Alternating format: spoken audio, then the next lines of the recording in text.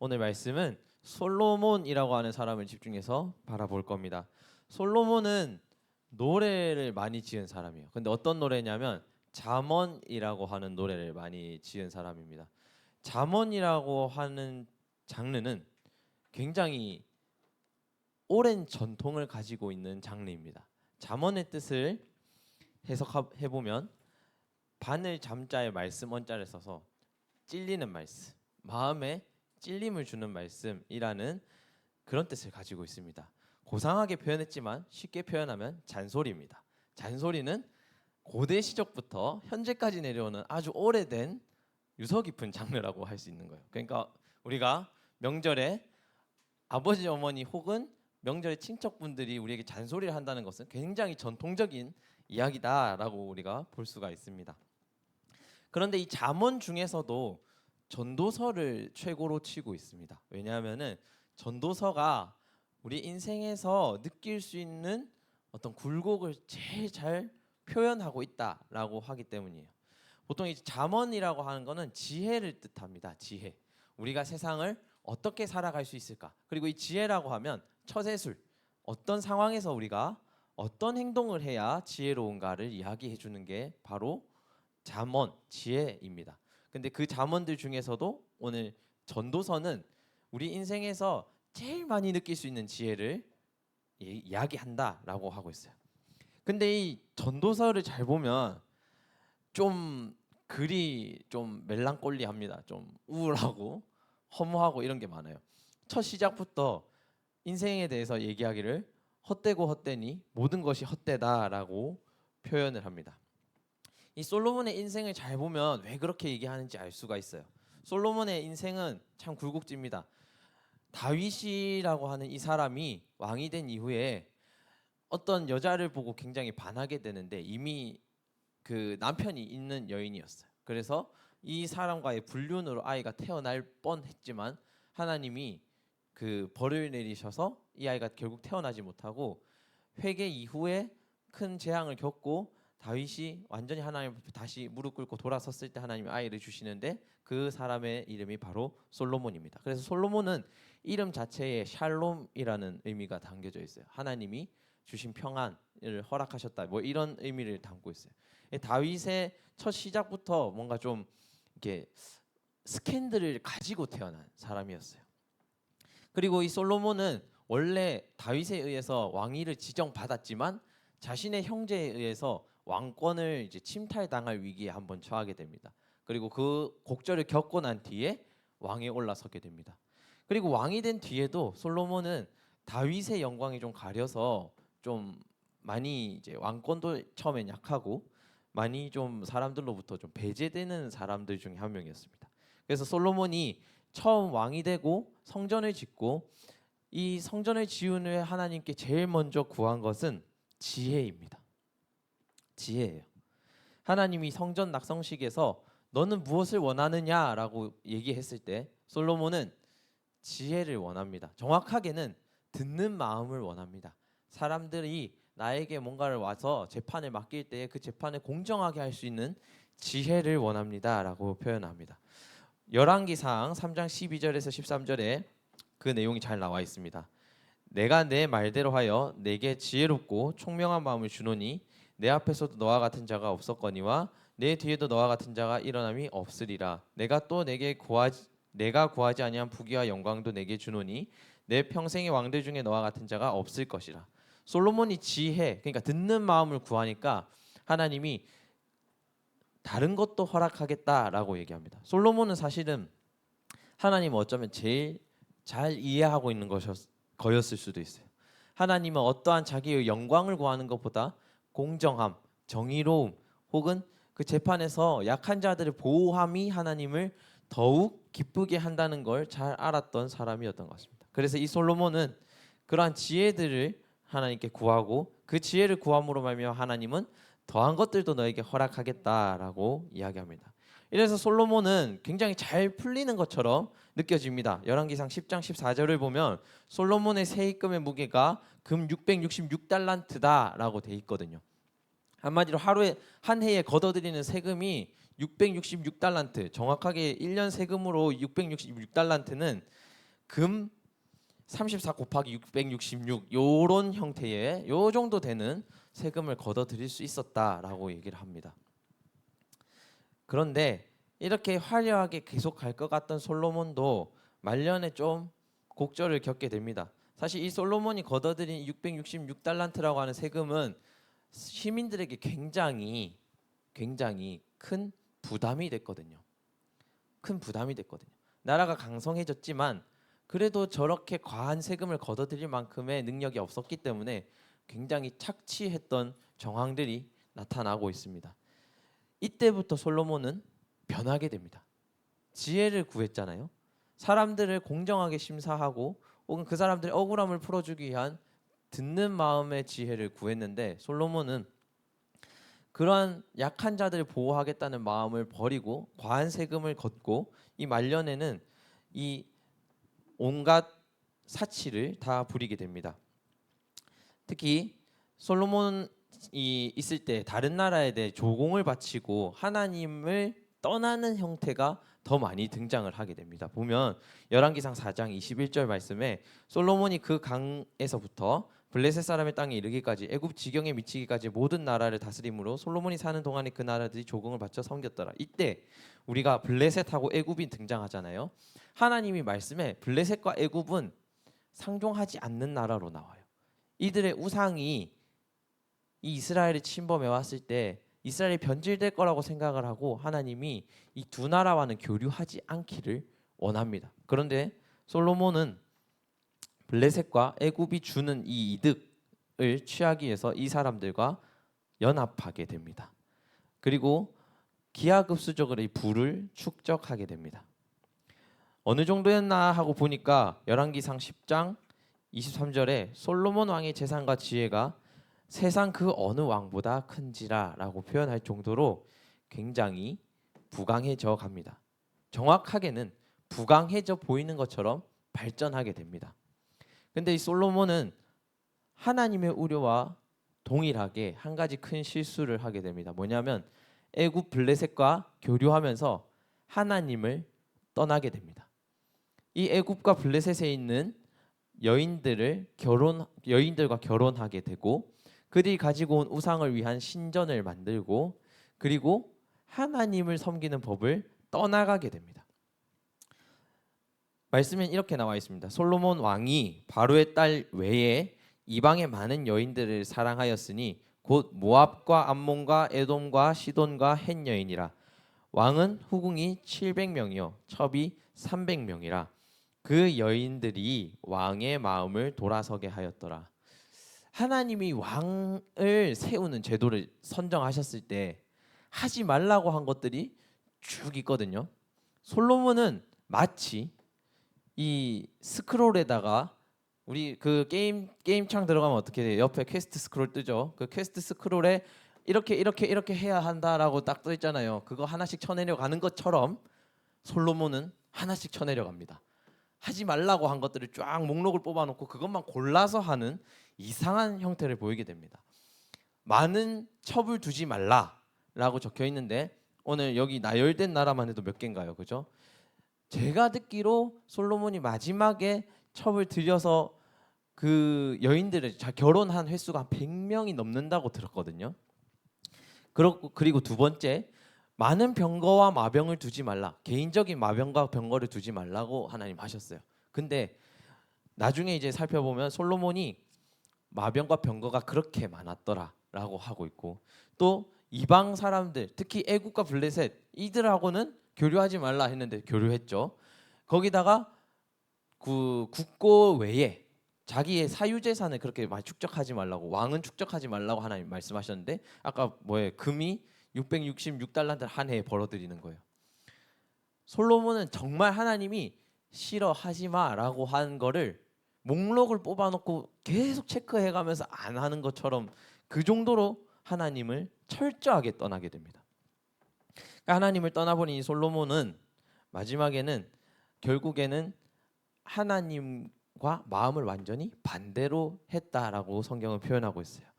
열왕기상 11장 9절에서 10절에 정확하게 이렇게 나와 있습니다. 솔로몬이 마음을 돌려 이스라엘의 하나님 여호와를 떠났다. 떠났다. 여호와께서 일찍이 2번이나 그에게 나타나시고 다른 신들을 따르지 말라 여호와의 명령을 지켜라 했지만 결국에는 그가 여호와의 명령을 지키지 않았더라 하는 겁니다. 이 정도로 솔로몬은 자기가 세상에서 누릴 수 있는 최대한을 누립니다. 하나님을 떠나서. 그러고 나서 오늘 솔로몬은 우리에게 이렇게 고백합니다. 너는 조금이라도 빨리 창조주이신 하나님께 돌아가라. 솔로몬은 정말 화려한 삶을 살았습니다. 다윗이 세워놓은 많은 기반을 가지고 나라를 부강하게 만들었거든요. 왕권도 나중엔 엄청 강해졌습니다. 자기 한마디면 사람들이 이리저리 왔다 갔다 할 만큼의 큰 권력을 가지고 있었고 자기가 누릴 수 있는 최대한을 누렸어요. 근데 마지막에 이 솔로몬이 우리에게 고백하기를 고통의 날들이 우리에게 닥치기 전에 우리의 인생의 낙이 끊겼다고 하기 전에 해와 빛과 달과 별들이 어두워지기 전에 먹구름이 끼기 전에 너희 창조주 하나님을 기억하고 돌아와라 라고 하고 있습니다. 잔소리는 굉장히 오래된 장르라고 했잖아요. 근데 우리가 지금 시대에 와서 이 잔소리에 대해서 좀 안 좋게 생각하는 거예요. 왜냐하면은 이미 알고 있거든. 우리 너무 많이 들어서 이미 알고 있거든. 근데 잔소리는 알고 있지만 하게 되는 특징이 있어요. 이 사람들이라고 이 시대에 과연 이 잔소리들을 몰랐을까? 아니라는 거예요. 특히 이스라엘은 하나님께 돌아가야 된다? 너무 잘 알고 있었어요. 너무 잘 알고 있었어요. 우리보다 굉장히 신실하게 하나님을 섬기는 사람도 있어요. 근데 이 잔소리를 들었단 말이죠. 근데 왜 그랬을까? 왜 늘 뻔하지만 이 잔소리를 하게 되고 듣게 되는 걸까? 그건요. 잔소리가 가지는 몇 가지 기능이 있어요. 첫 번째는 사랑을 표현하는 기능이에요. 내가 관심이 없으면 잔소리 하지 않아요. 그죠? 자, 전도사님도 그런 경우를 많이 받아요. 특히 우리 어머니가 나에 대한 잔소리가 굉장히 심하세요. 왜 딱 가면 성교야 방을 좀 사람답게 꾸며주겠니? 라든지 아니면 밥을 나만 하는 걸까? 너는 안 먹는 걸까? 이러면서 하시거나 이런 말씀을 하시거든요. 특히 요즘 명절에 내려가도 내가 아들을 두었지만 아들이 없는 것처럼 살아가고 있어 라든지 내가 내 평생에 아들과 데이트를 한번 해본 적이 없는 것 같아 라든지 이런 얘기를 하신단 말이죠. 그러면 전도사님 머릿속으로 내가 뭐 왜 엄마랑 굳이 데이트까지 해야 할까? 이런 생각이 들면서도 알겠다고 하는 거예요. 잔소리는 이런 거예요. 사실은 그 사람들에 대한 관심이에요. 내 자녀가 잘 되기 위한 관심, 내 자녀가 위험에 처하지 않기 위한 관심, 이런 관심의 기능이 하나가 있어요. 두 번째는 이 잔소리는 울타리를 쳐줘요. 우리가 알고 있지만 잘못 갈 때 우리 행동을 한번 돌아볼 수 있는 울타리의 기능을 해준다는 거죠. 그래서 우리가 뭔가 하나에 몰두하다가도 다시 돌아볼 수 있는 반성의 계기를 우리에게 주는 거예요. 그래서 사실은 뻔하지만 늘 하게 되는 게 잔소리고 뻔하지만 우리가 늘 듣게 되는 거예요. 짜증나지만 반박할 수 없는 게 바로 잔소리다. 그래서 잔소리는 오랜 시절부터 지금까지 내려오는 어떻게 보면 굉장히 유서 깊은 장르다 이렇게 볼 수 있습니다. 근데 하나님은 솔로몬의 입을 통해서 이런 잔소리를 한다는 말이죠. 잔소리를 한단 말이죠. 근데 이 전도서라고 하는 이 잔소리는 언제 읽히냐면 연말에 읽힙니다. 한 해가 다 갈 때, 한 해가 다 가고 이스라엘은 모여서 이 전도서를 낭독하는 시간이 있습니다. 왜 그러냐면 한 해 우리는 연초에 우리가 목표를 잡고 달리잖아요. 그러면 한 해 마지막쯤 갔을 때 우리는 우리에게 몰두해 있어요. 우리에게 몰두해 있어요. 그죠? 연말에 여러분들 잘 생각해 보면 그때 제일 중요한 사건들이 많습니다.